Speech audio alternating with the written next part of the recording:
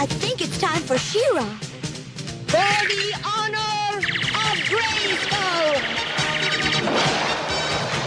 She-Ra, She-Ra. She-Ra.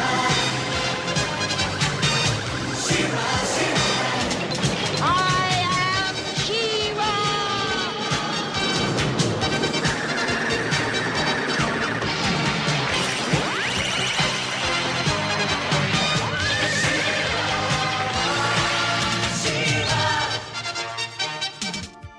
It's Showtime Synergy. The latest review podcast from the Geekcast Radio Network is here. So join TFG1Mike, Nicole Hailstorm, and myself, Lady Rec, as we will be reviewing all 65 episodes of Joe and the Holograms in a 25-episode-long podcast.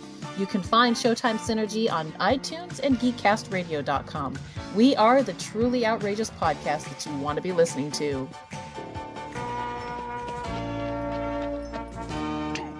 Isn't it? What's too bad? She has your features, your feelings, and so much more. But she doesn't have the most important thing of all. What's that? Me! Hello, this is OptimusSolo, and welcome to the 60th chapter in our Powers of Grayskull series. With me for this journey into the Masters of the Universe franchise, as he has been for the other 59 chapters, is TFG1Mike. Hello. Hello. So we're at 60. You know what that means, right? No, but I'm sure you'll tell me some type of reference. Only 65 episodes left. Oh man, we're almost to the halfway point. All right, well, in this episode of Myths of Etheria, we'll be giving you our thoughts on episode 40, Treasures of the First Ones, episode 41, Glimmer's Story, and episode 42, Enemy with My Face. So we hope you're ready, because it's time to go back to Etheria. Time to enter Etheria's blue period. What does that mean? Oh my god. You are so not an art person, are you? No. Picasso's blue period? Come on now. No, I hate art.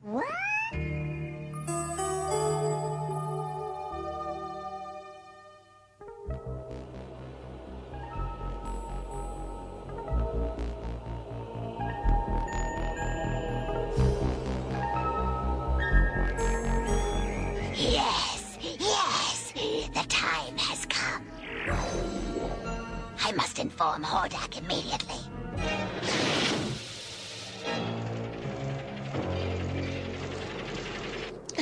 What evil plan are you cooking up for today, boss? I haven't decided yet. There's so much bad to be done. Hordak. I bring great news. Mystic Isle will rise tomorrow. Excellent. What's Mystic Isle, Chief? According to old stories, it is a storehouse for the greatest treasure of the founders of Etheria. They were called the First Ones. They sank Mystic Isle below the sea to protect the treasures. If the treasure's sunk, how are you gonna get it? The stories say the Isle will rise again for a single day. And now, thanks to Shadow Weaver, we know when that day will be. It's about time she did something right. You gonna pick that island clean, Chief? Huh? Of course. And then we'll use the secrets of the First Ones to rid ourselves of She-Ra and those pesky rebels. Ooh-wee! They won't know what hit them, will they? Exactly.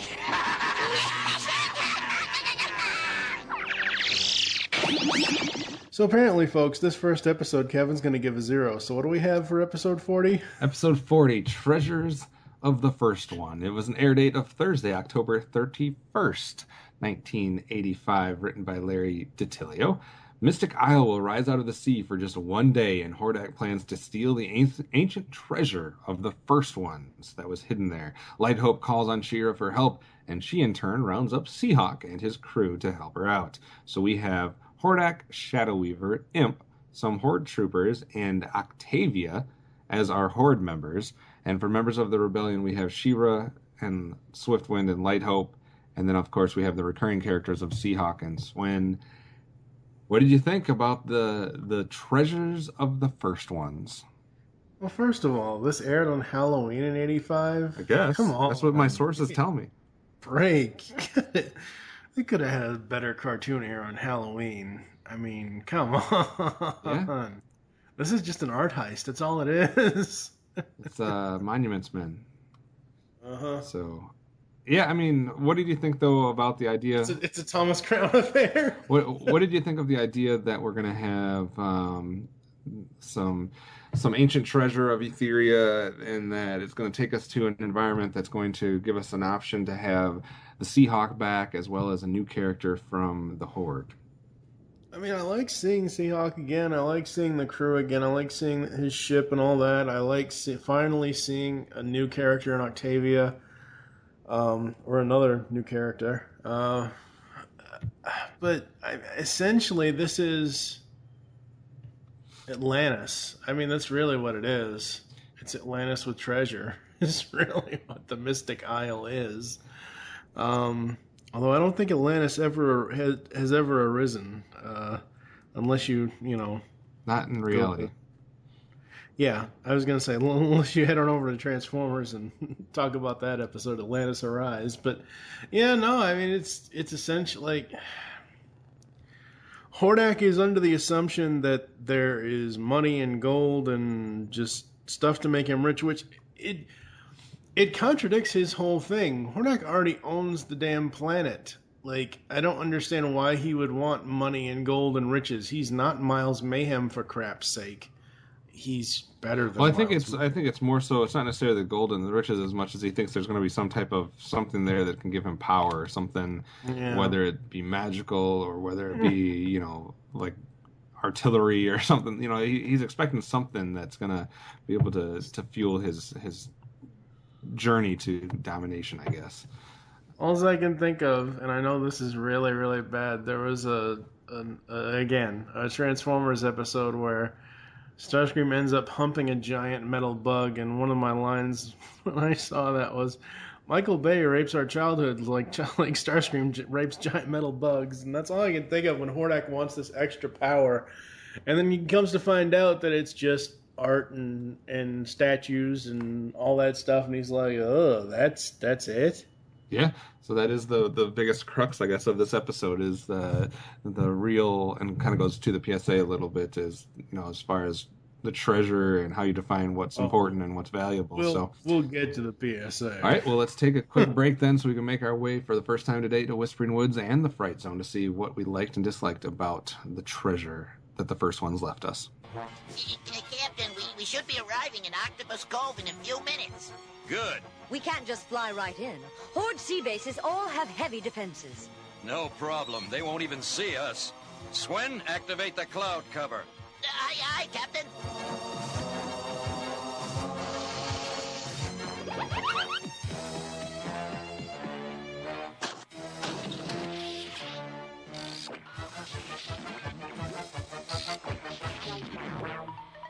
Come on, Swen. What are you waiting for? This stubborn gadget is stove and strunk, Captain. She won't start. Well, fix it. Quick. Start, ye foul machine. Start, I say. Well, dip me in batter and fry me for a fritter. It worked. Very neat trick. But how do we see through this cloud? This aeroscope sticks out through the cloud. Take a look. There's Octopus Cove. And there's your dreadnought. She's headed out to sea. Perfect. We can follow it all the way to Mystic Isle. That we can.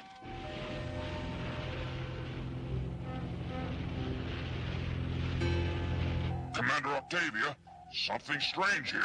Sky scan indicates something following us, but visual shows only a cloud. That's odd. Perhaps the scanner is defective. I think not. I got a report last month that a cloud-covered device was stolen from one of our cruisers. What shall we do, Mighty One? Fire the plasma cannon at that cloud. We'll teach whoever it is the folly of trying to trick the Horde. It will be done. So far, so good. Captain, there's something happening aboard that quad tub. It's a plasma cannon, and it's pointed straight at us. What?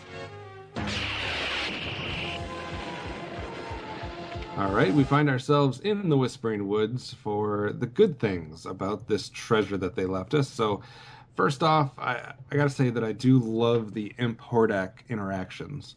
Yeah. They interact very well together. They play off of each other well. Imp he could come off as a very annoying, character like we've seen in so many of these cartoons. But yeah, That's Lukey's job. But I actually do like him, and I think he plays off of Hordak fairly well. I like seeing Seahawk again. Seeing his return now, I think this is like the third time we've seen him in an episode, at least. Third or fourth, yeah. And I do like that interaction. It does also do a good job of following through with some character pieces about him.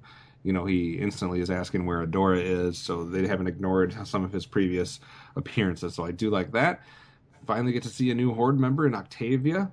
Kind of forgot about her. So it was interesting seeing her. A little bit weird on the talking and her speech patterns with the kind of that sucking sound or whatever she's making, but interesting, and it makes sense that this is honestly she should have appeared previously, because remember last week or the week before when we talked about that episode that was basically made for Merman.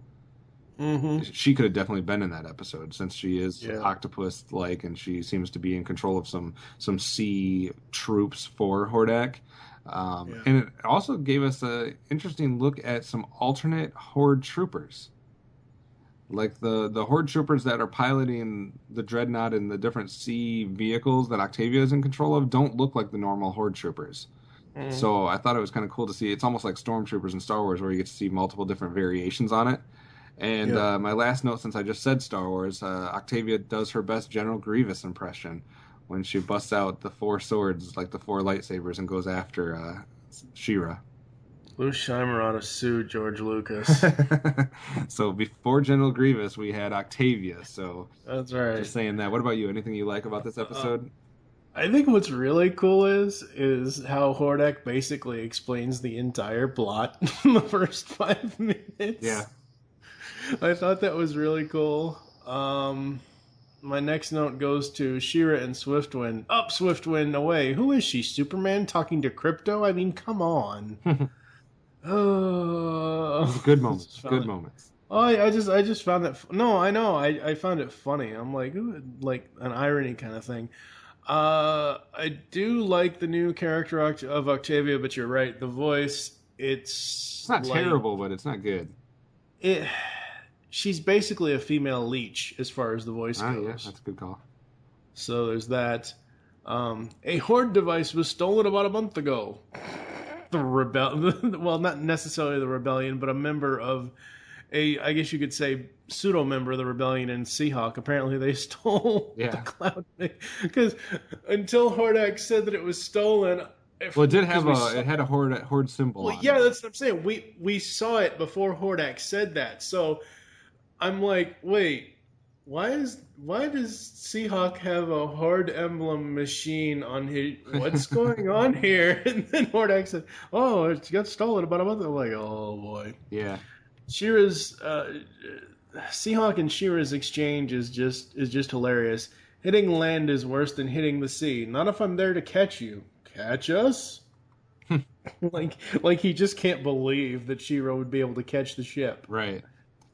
It's hilarious. But that's all I got. Okay. Well, let's make our way to Fright Zone then and see if there's an equal number of things that we didn't like, or if this is a generally positive episode. First off, I have, again, with the Hordak heads on all the vehicles. The Hordak head on the Dreadnought is just silly looking. Oh, I thought it was cool looking. I thought it was the best one yet. Because most of them, you only see, like, if you look at the Destructo tanks or any of the transports, the ground vehicle transports, right.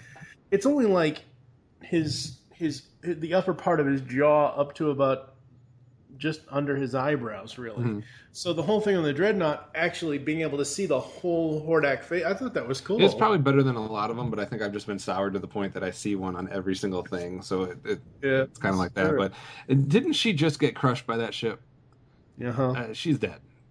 Like, I don't care how strong you are. She's dead. Show's over. Podcast over. It's gone. She was starting to catch it, and then it clearly crushes her. and then she's just lifts it up afterwards. That's like even the strongest man in the world, if he's lifting whatever 600 pounds on a bench press or whatever, and he lifts part of it and then it comes down on top of him, he's not lifting that again. Like, come on now. Maneuver 36. Oh, don't even get me. Okay, so the maneuver itself was fine. Basically, Swiftwind flies through the blasts, which I'm surprised do not hit his wings every single time. He flies through the blast and crashes into the Horde troopers. I like the maneuver. The fact that she has to say Maneuver 36 is the stupidest thing in the entire series. Oh my god. Yeah, I'm not a big fan whenever that comes out of her mouth. So this whole aisle is only going to be up for 1 day.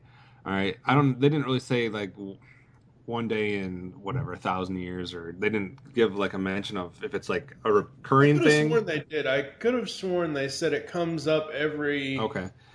I could be. I'll have to go back. I could be wrong, but I could have sworn either Madame Raz or Shadow Weaver said something about the fact that it only appears once every X number of years for 1 day. My point is, though, that if that's going to happen, it's a legend of Etheria, so people know about it. I mean, apparently only Hordak and Lighthope knew about it in this episode, but it should be something that a lot of people know about if it's this known, legend type thing. So why is there not more pomp and circumstance about this happening? Why isn't there attempts? If it's only going to be up for 1 day, you'd think there'd be a lot of people that want to go see it or want to get the stuff off of there while they have a chance or do whatever. It seems like, I don't know, there was no plans for anything good to be done. It's just reacting to the fact that Hordak was going to steal stuff.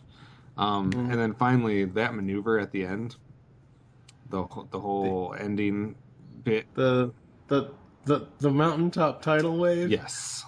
That is at the top of the list, probably the top 10 dumbest physical feats that we've seen. All right, so you're basically reading my mind here. Well, she created a tidal wave with a mountaintop. It's bad, but it's not moving water or moving fire bad. But it was before that, though, too. It starts off with them, apparently Swiftwind going into turbo mode, flying in a circle around it while she has a sword out to cut the mountain. And then it's throwing the mountain, and then it doesn't hit anything. It hits water, which creates the wave, and then somehow the ship ends up on top of the mountain top. It was terrible. Like, who comes up with this stuff? I don't know. What else do you have? We have to go back to Whispering Woods for a minute. I think it was this episode. I'll have to go back and get a screen cap. But wasn't it this episode she was trying to evade some of the sky troopers? Yeah, I think so. The planes. And she went through the side of the mountain. Yeah. I'm going to have to grab that for the post because that's the first time I've ever seen Swiftwind fly sideways. And I thought that just looked so cool.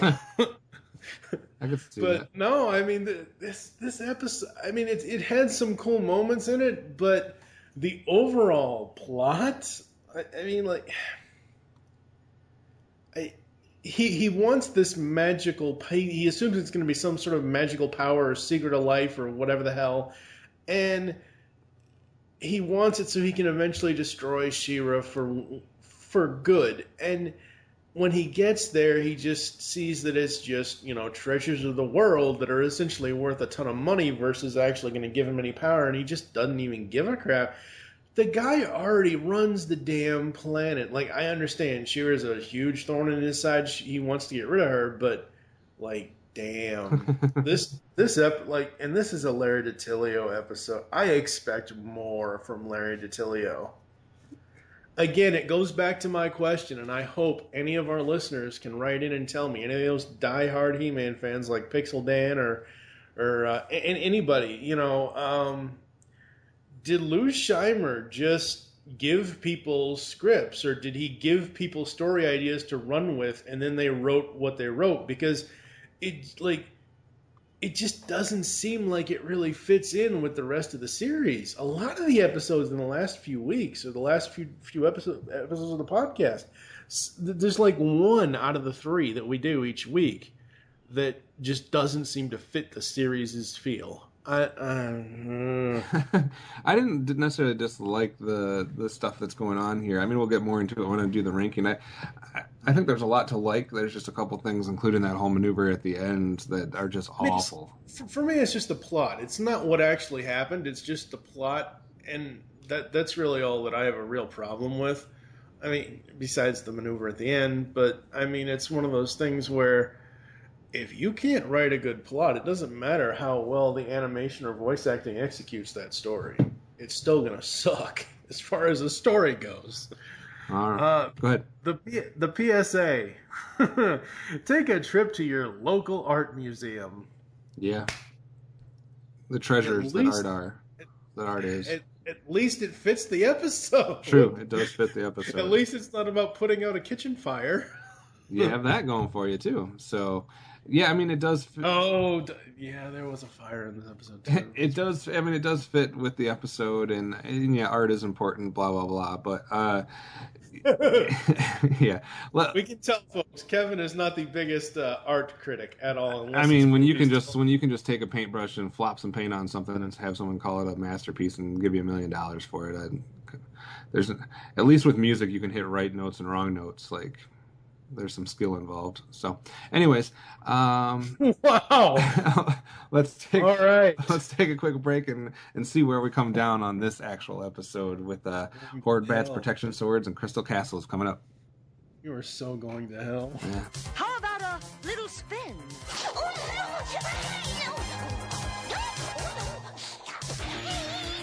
It's back to the sea for you.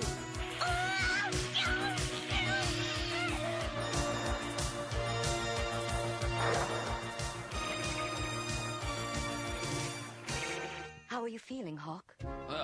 I felt better, but let's get to Hordak. Right. Swift wind!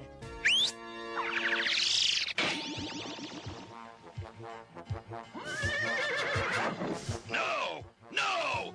This can't be all there is! Sounds like Hordak's not happy. Let's find out why. Paintings, statues, pots! Useless! Where is the magic? The weapons? These cannot be the greatest treasures of the first ones? That's where you're wrong, Hordak. These things show love, beauty, freedom, and truth. They're the very spirit of the first ones. And they have a value a cheap villain like you could never understand. You're a sentimental fool, She-Ra. But I'll still get something out of this. Watch yourself, She-Ra. Old Tin Can there's got some rotten plan. Since you prize this trash so highly, She-Ra, I give it to you. Of course, I doubt you'll have much time to enjoy it after my plasma cannon destroys this building. All right, it's the first chance to hand out some hardware. I know this is your favorite part of the episode usually, Mike. So any Horde Bats or Protection Swords, first off? I'll give a Horde Bat to Larry DiTilio. Ouch. I'm sorry, Larry. As much as I love your work, this is not one of your better episodes as far as the writing goes. What about you? I don't have anything as far as Horde Bats. I will go ahead and give one more Protection Sword to Seahawk, just because I like his kind of where he's come as a character and how he's like willing and able to help out She-Ra and the rebellion, and he's kind of on that tertiary character that's a rebel supporter that they can call on when they need, and I kind of like his Han Solo-esque attitude that still follows through as well. So that's all I had for Protection Swords or Horde Bats. I had one for Seahawk and one for Swiftwind, because some of the moves that Swiftwind did execute regardless of having to be told. Just regardless of having to be told certain things, just like I said, that sideways fly through the mountain thing, and like I said, not counting She-Ra's command here, but just his charge towards the Horde Trooper. So I like that. I thought that was pretty cool as Swiftwind. Fair enough. For ratings, I actually think I might end up a little bit higher than you on this one, because honestly, if it was not for that whole last thing with them carving the mountain up and tidal wave, etc., this would have been one of the highest ones I've rated in a long time. Because of that, though, I'm going to drop it down to a 4. I really enjoyed Seahawk. I really enjoyed Octavia and seeing the alternate Horde troopers and the fights that Octavia... I mean, it wasn't just a generic bad guy. She actually had some different skills that she was bringing that we hadn't seen out of anybody else, so it was kind of interesting to see her fight. And then the Imp and Hordak interactions were good. I'm not huge on the plot like you. This Lost City of Atlantis nonsense. I mean, we've seen that before, and we've also seen where it's not treasure but it's art, or where it's not treasure but it's artifacts, or something like that before. So it's the plot's like whatever, but there's enough in the actual episode to make me get all the way up to a 4. What about you? You're not talking me out of this. You can't. The plot just, like, I enjoyed the actions in the episode, but the story itself and the overall plan of Hordak, nuh-uh. 2.5. No, that's higher than I thought you were. I had 2 written down for you, so I always try to predict your rating. So 2.5, not bad. I mean, it's the middle of the road, and I can see the plot bringing you down that way. Like, I think just my enjoyment of some of the aspects brought it up enough for me. So, and like I said, I enjoyed those aspects too. Like you said, Hordak and Imp and all. I did enjoy all that stuff. At the same time, I'm sorry if the plot of the episode or the plot of the story is bad, then it's bad. Yeah, true that. I mean, and you know this better than anybody. You can enjoy the entirety of a movie's special effects without having to really enjoy the plot of the movie. Right. Yeah, we've done that recently with a couple different things. So, all right, we're going to take a quick break, and we'll be back with the next episode 41, Glimmer's story, coming up. Yeah, you've done that recently with Homely and Ugly.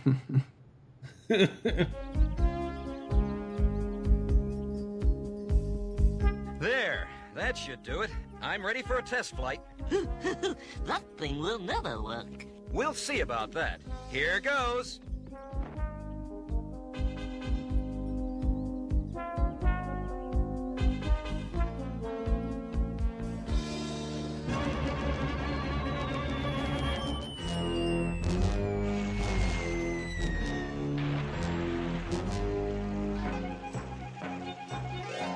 I really hate to say, I told you so.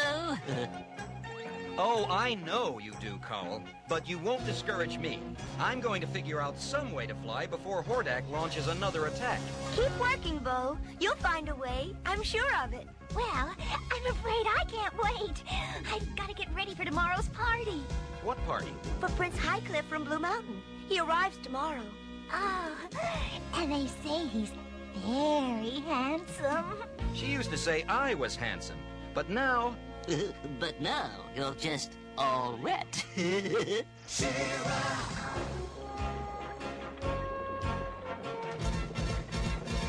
Head.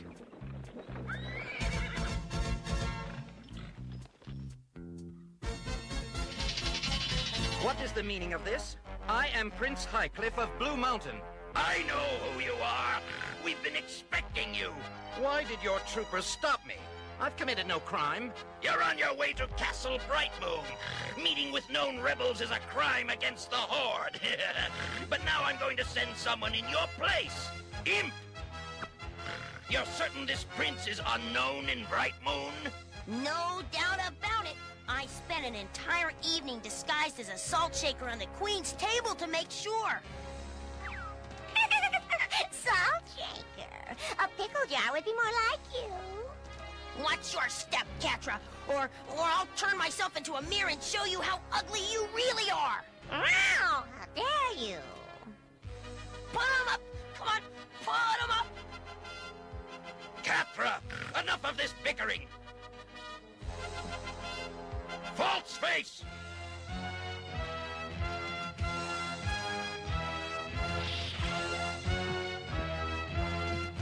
At your service, Great One. Here is your model. Show us your disguise magic. Watch me.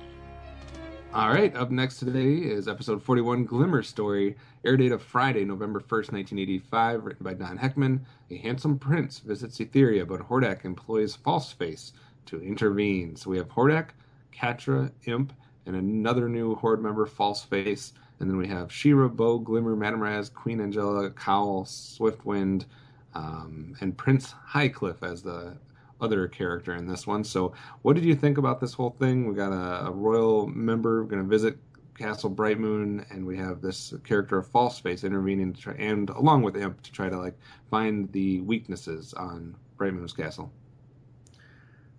Okay, first of all, why is this episode called Glimmer's Story? That's a good question. Okay, so seriously, why is this called Glimmer's Story? Because when I first saw this title, because we've had this schedule plotted out for years at this point now for the podcast, I figured it was going to be some sort of backstory on her, some sort of misadventure she might have had, some sort of learning experience. No, this is Glimmer turning into a fashion diva, thinking she needs purple hair instead of her pink hair because some prince is coming to town. What? Huh? Yeah, I mean, I didn't really get how this was Glimmer's story. I was asking myself for the first, 15 to 20 minutes, how did they come up with the title for this? This really has... I was thinking we were going to get something like, Glimmer's off on her own in some type of isolated environment, and we're going to learn something about her character or her past or something. We had a lot of those in He-Man. We had, Teela's story or something like... Teela's quest was Teela's story, yeah. We had a number of those. And this one, I just don't get why it had anything to do with her outside of being a side character that had a crush and was trying to impress the prince. Mm-hmm. So yeah. I'm with you on that one. I don't really understand the title, and I mean I get the plot and what's going on there. I mean we've had that happen quite a few times, especially in the He-Man series when Evelyn would try to impersonate somebody, whether it be a villager or somebody. So I mean it's not something we haven't seen before. So no extra points for uniqueness and no extra points for having anything to do with your title. Yeah, no, and I'm automatically, and I'll explain this as we get through Whispering Woods and the Fright Zone. Automatically, this episode's getting points off because Glimmer can't. She looks like crap with purple hair. I'll talk about that later, though. All right, well, let's take a quick break and get to more of that. Mike's thoughts on Glimmer's purple hair when we make our way to Whispering Woods and the Fright Zone.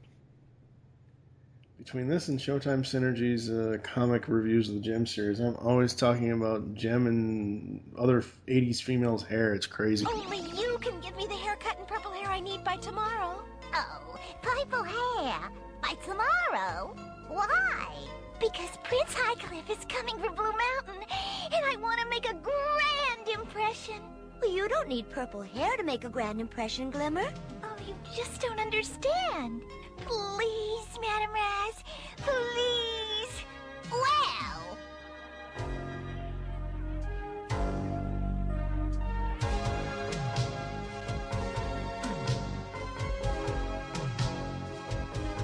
How does it look? Interesting. Very interesting. I bring greetings from my father, King Storm. You are welcome in this land, Prince Highcliffe. Your father is one of our oldest friends. My daughter, Princess Glimmer, will show you our castle. There's something about him that's not right. The floodgates are controlled from here. If they're closed when the water level is high... Like the way it is now? Yes, the entire castle would be flooded. Fascinating.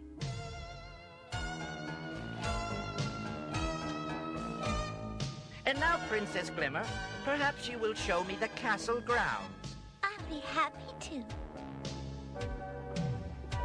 All right, we find our way back to Whispering Woods for the second time today. Mike, what did you like about Glimmer's story or lack thereof?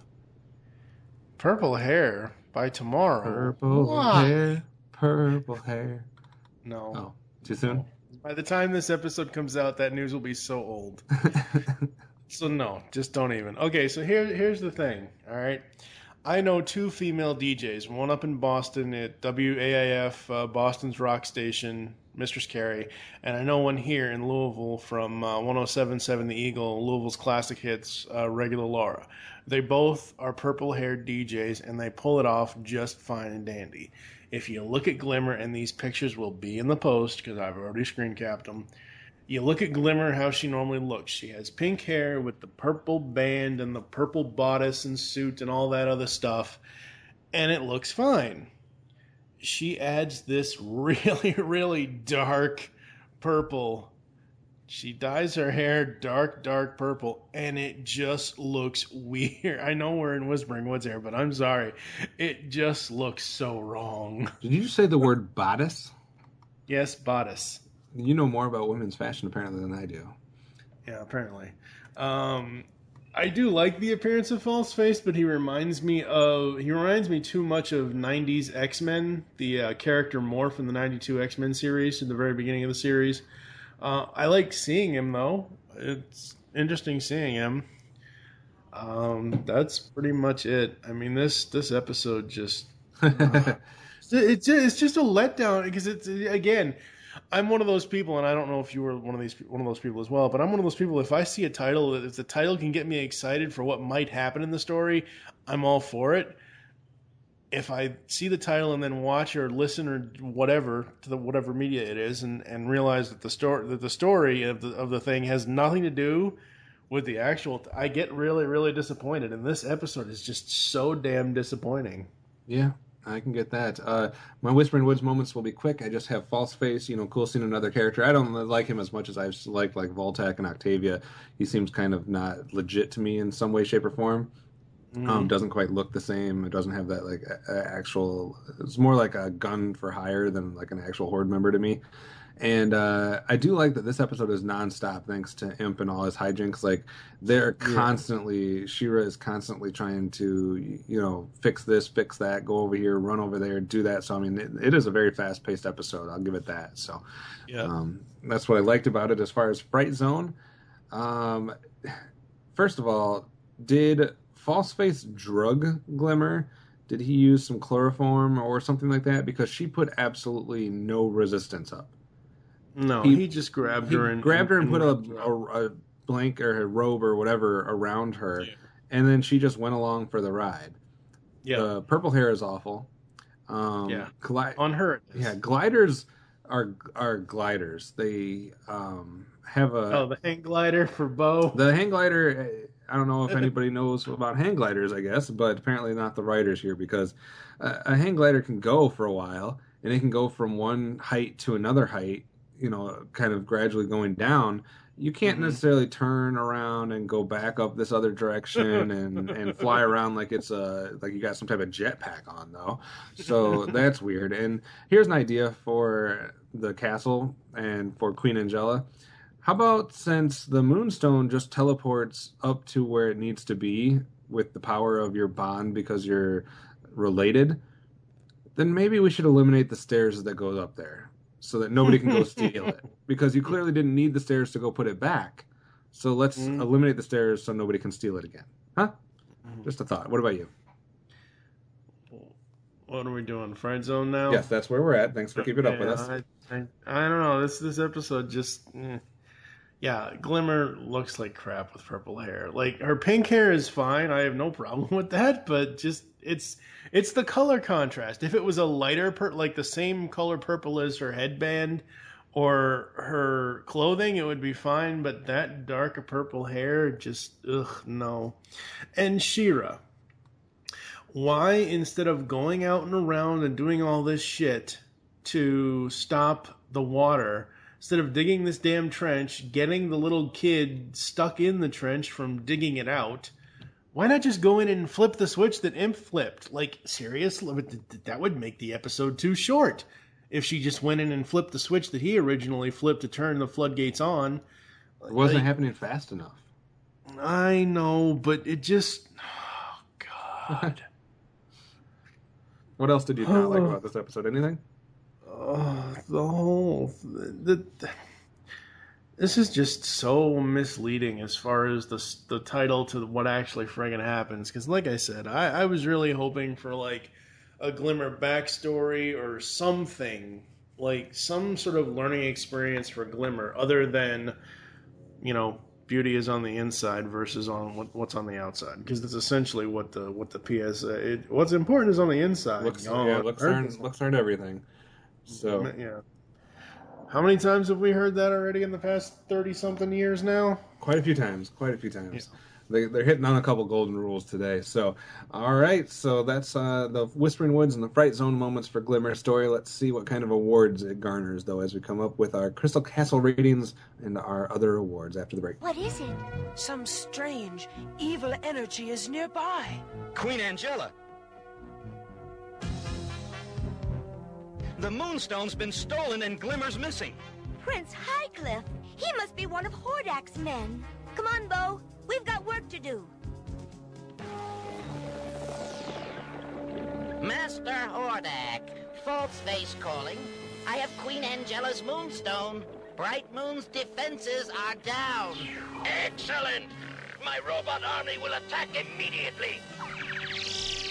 We have no defenses. Hordak hasn't wasted any time, but we're not helpless yet. I'll handle the defenses, and you try to find Glimmer.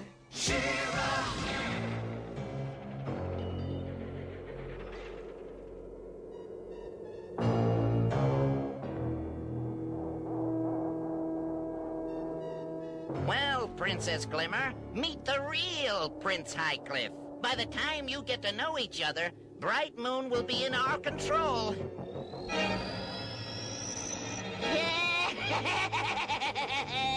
Don't be so sure about that. What? You need a little rest, False-Face. Prince Highcliffe, quickly! The Moonstone, he's got it! No problem. All right, it's time to hand out some more hardware. Mike, what do you have for Horde Bats? Glimmer, the writer of the episode, Lou Scheimer for even allowing this to happen that makes no nonsensical sense whatsoever compared to the title. Protection swords, nobody. Okay, I have 2 Horde Bats to give out. I'm giving them to Glimmer and Falseface, and they get Horde Bats number 1 because Glimmer put up no fight to even resist Falseface in any way, shape, or form. And then Falseface is equally as inept because all she has to do is do the same thing to him, push him into a jail cell, and lock him away. So they both are terrible at defending themselves against anything. I would not want them on my side in any type of battle or situation. So Horde Bats for Falseface and for Glimmer. As far as episode rating, Crystal Castle's for me.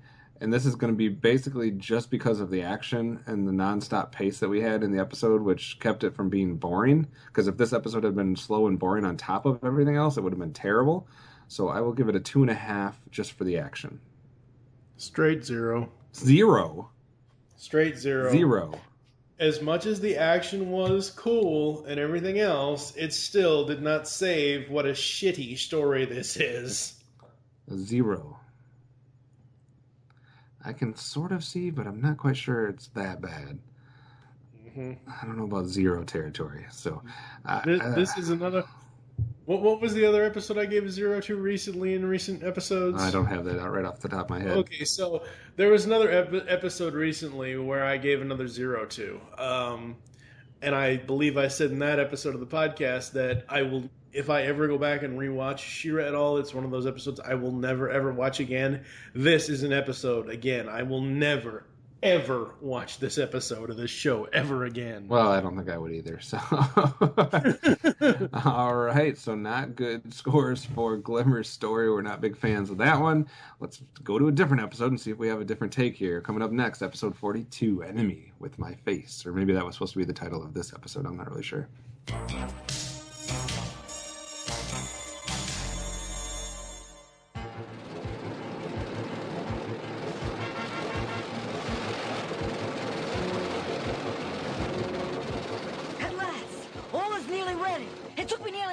Perfect this new weapon, but now at last it's finished. Nothing can stop us now.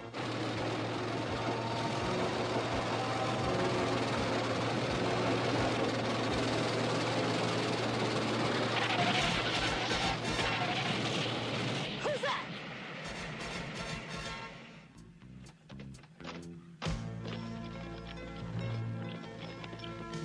Who did this? Who did this? Who else? Thanks for stopping by with your new toy. Do come again sometime. Bye.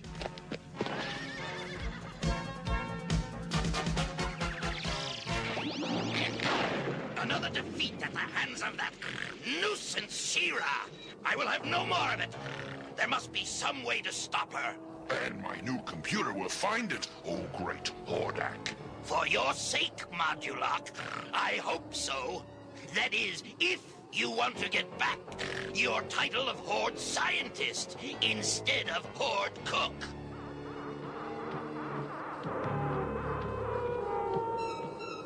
computer. You have analyzed the information on the one called She-Ra? I have. Then kindly answer me this one simple question. How can I get her to leave me alone? Answer, by finding someone just as strong. Yes, but there's just one small problem. No one is as strong as She-Ra.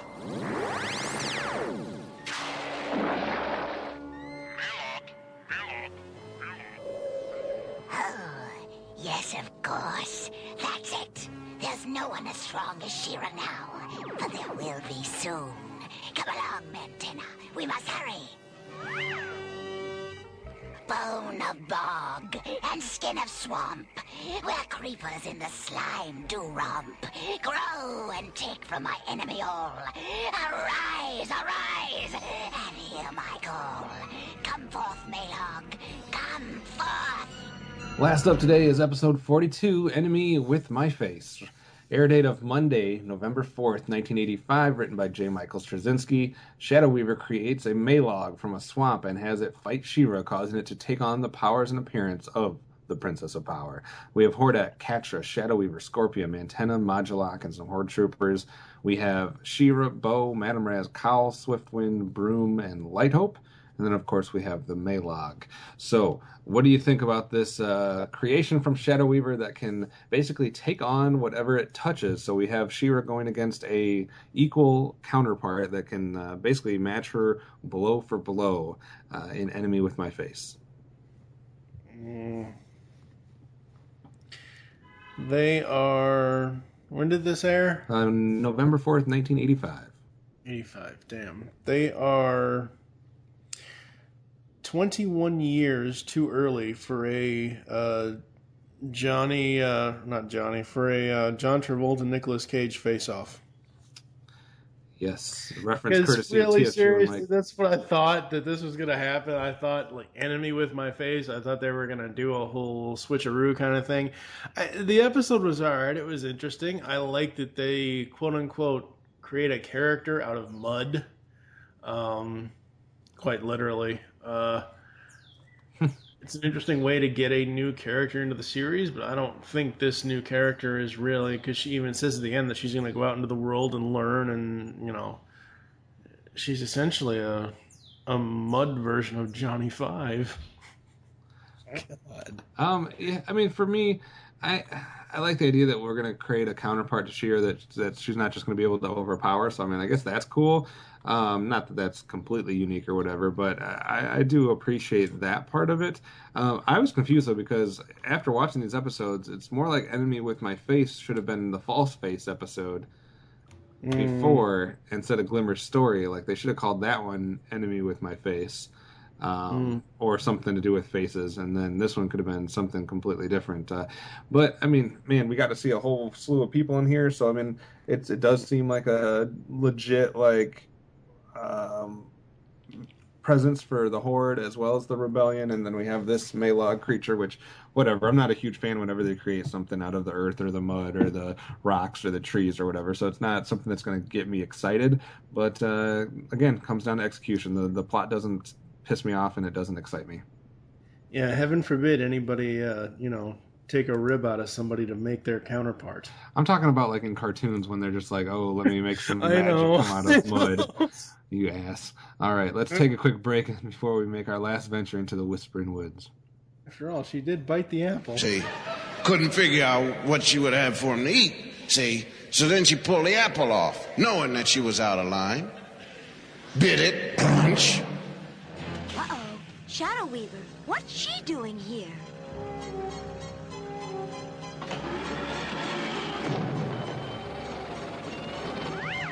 Quickly now, Madam, you and Broom get the supplies back to Whispering Woods. Cowl, you come with me. Right. Soar and soar and soar up high. Like a bird, arise and fly!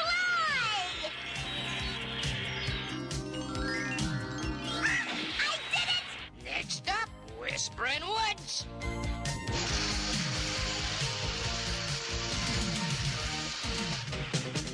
For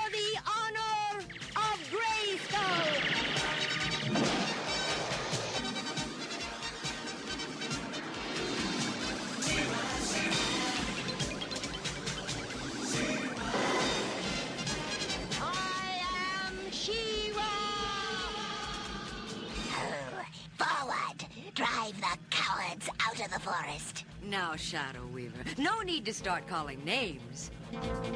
She-Ra! Oh, it's getting so I can't go anywhere without being recognized. Get her! Now let's see what's inside this tin can.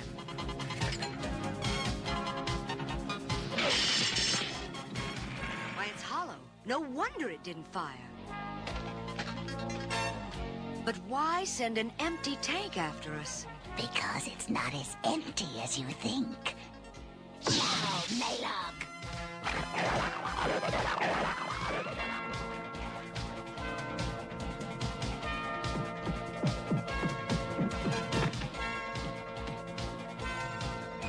Hey, what's going on?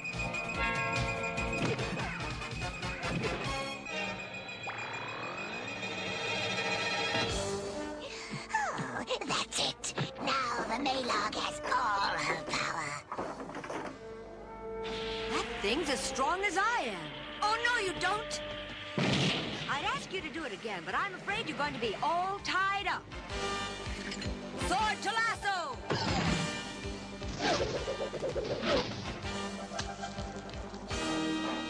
Oh, want to play games, huh? All right, a tug of war it is. All right, last time today we find ourselves in Whispering Woods. Sir, what did you like about Enemy with My False Face? Modulok is still the Horde cook, and if he succeeds this time, he'll become the Horde head scientist again. Yeah. But he's still the cook at this point. Yeah, there's some good continuity. I like that they have there. I have that on my list as well. I like that they referenced that and that they talked about it, and I just like that he was just had another appearance as well. I like the vocal back and forth between Shadow Weaver and She-Ra as far as getting the Milog or Maylog or whatever it's called to actually do what they want. I like that She-Ra's trying to build her up and all that and whatever else. And then the best part of the episode was Swiftwind at the end. I thought that was hilarious. Yeah, he doesn't usually get a joke, so No, not usually. he's not. That's what kind of separates him from Battlecat. Is Battlecat has a lot more comedic moments than Swiftwind ever does. Modulok returns, Horde scientist instead of Horde cook. Nice continuity there. She-Ra, I lost for the first time. I thought that the tug of war was a good way for them to kind of illustrate that they're on equal playing ground, or equal strength levels, etc. So I thought that was wise. And I have Swiftwind's joke at the end as well. So you basically read off my list. So let's make our way over to Fright Zone. And what do you have for there? Hello? It just, I don't know. It's just one of those things where, once again, you've mentioned this before, but it happens twice in this episode. The little girl that hides in the urn and the actual female character that comes to life from She-Ra at the end, they both have the Erica Scheimer, Linda Gary boy voice type thing for girls. Don't get me wrong, but it just sounds weird. Yeah. And when the little girl, who is separate from the Milog character, the little girl hides in the pot, I thought it was a vase or a potted plant, but She-Ra says that she has to stop that urn. That's kind of friggin' morbid, She-Ra. Yeah, I was like, oh, God, the girl's in an urn? What's going on here? It's just wrong. Yeah. What about you? Well, a couple things. Again, I like the fact that she's coming against someone that can match her for strength and all that other stuff, but I lost for the first time turns into all of a sudden She-Ra's lost all her confidence and is doubting her abilities to save the world, etc., etc. Like, you got to be a little bit stronger than that. It's more like, oh, I can't just use my same old tricks. I got to think about this one. How am I going to combat this? Not just I got to run to Light Hope and cry because somebody bested me in strength, even though it was really just a tie. So I didn't like that about She-Ra. And the kitchen sink joke, that was awful. That was awful. Threw everything except for the kitchen sink, and on comes the kitchen sink. Okay, then. Okay, so we got this situation where Shadow Weaver is trying to get She-Ra into this little, like, device, force field contraption, and Maylog is supposed to help out with that. But it ends up where Shadow Weaver literally just uses her own magic for wind and whatever to blow She-Ra into that. So why did we need Maylog in the first place? Like, you just got her there with your own spell. And I'm still confused about that device that you created, because it's supposed to be this force field that traps She-Ra, but the sword can go through it. Yeah. Multiple times. Yeah. So that was a problem. When we first see it being there, the device itself, when it first appears, I thought, ooh, slime pit. Yeah. That would have been cool. That would have been a really good, tie-in. And then it's just a force field. I'm like, seriously? Snore. Yeah, and then it's a force field that doesn't keep anything out or in except for She-Ra herself, I guess. So, yeah, I had a problem with that. So, as far... Go ahead. I was going to say, I don't even know what the PSA it was the golden rule. Treat people the way you want to be treated. So, and beauties on the inside was before. Now we get treat people the way you want to be treated. And we've had that golden rule Lukey thing at least 4 times so far in this first. I've heard it at least one or two other times. Right. All right. Well, let's take one more break. Come back and see if there's any last awards that we want to hand out before we close this episode. Man, I should have a stockpile at this point for next. We both should. Yeah. That's it. Come on. Think. Believe. Try. Feel.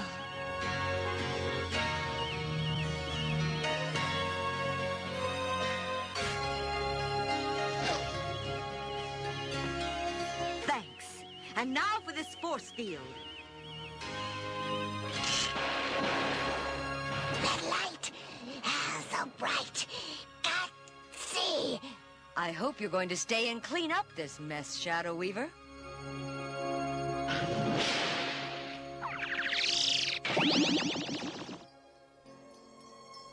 Thank you for helping me.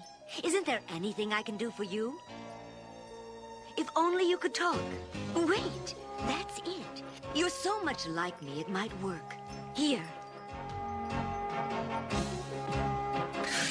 For the honor of Grayskull.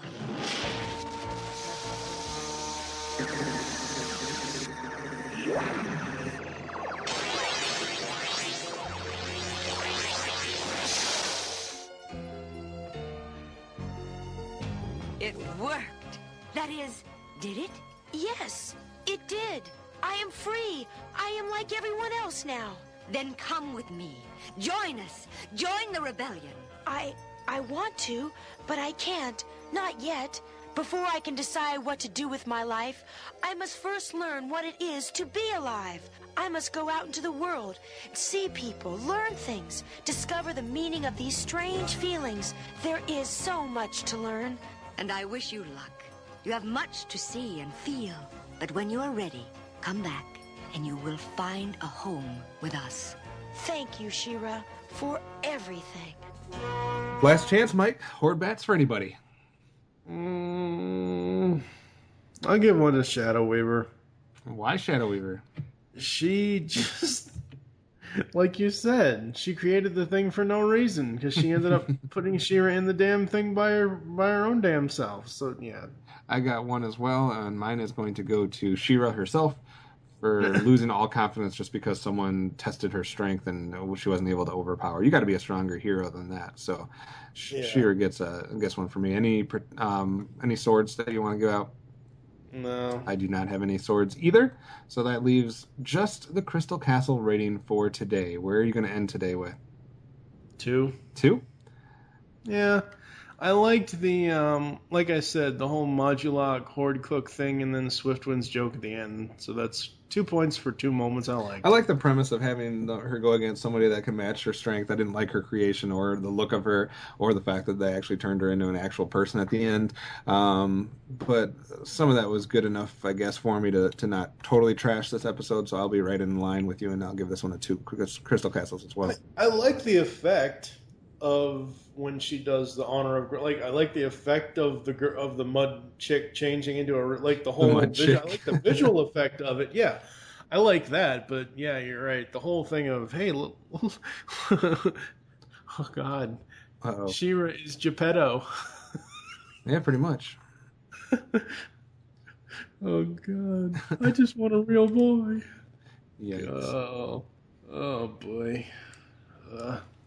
But yeah, no, 2 out of 5. Okay, so we're both in line with that. So one more break, and we'll come back with our thoughts as the series gets a little bit more further along. Like you said, we're almost halfway through the entire podcast run. So give you our thoughts so far and what's coming up next week. Hold it right there. Let's see if you're really ready to watch this movie.